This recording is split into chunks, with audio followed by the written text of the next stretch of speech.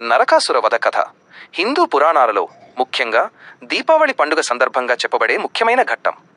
చెడుపై మంచి సాధించిన విజయాన్ని ఇది సూచిస్తుంది.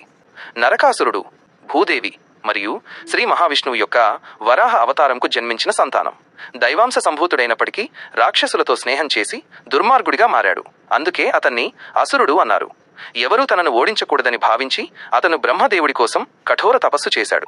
బ్రహ్మ ప్రత్యక్షమై వరం కోరుకోమనగా, తల్లి చేతిలో తప్ప మరెవరి చేతిలోనూ నాకు మరణం ఉండకూడదు అని కోరాడు.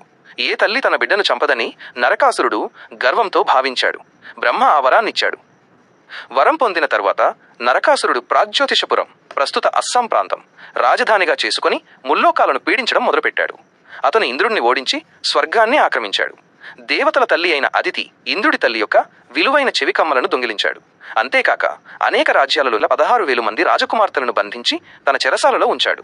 నరకాసురుడి ఆగడాలను భరించలేక దేవతలు మరియు భూదేవి శ్రీ మహావిష్ణువు అవతారమైన శ్రీకృష్ణుడిని శరణు వేడారు.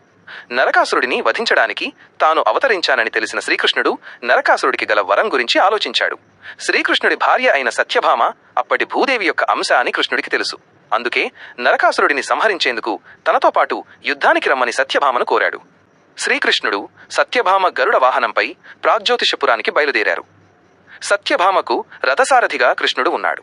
నరకాసురుడి సేనాని అయిన మురుడు అనే రాక్షసుణ్ణి మొదట కృష్ణుడు సంహరించాడు. అందుకే కృష్ణుడికి మురారి అనే పేరు వచ్చింది. మురుడు మరణించాక నరకాసురుడు స్వయంగా యుద్ధానికి వచ్చాడు. కృష్ణుడికి నరకాసురుడికి మధ్య భీకర యుద్ధం జరిగింది.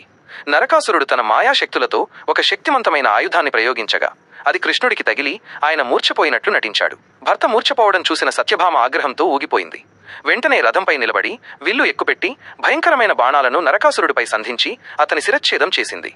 బ్రహ్మవరం ప్రకారం నరకాసురుడు తన తల్లి భూదేవి అంశ అయిన సత్యభామ చేతిలోనే మరణించాడు.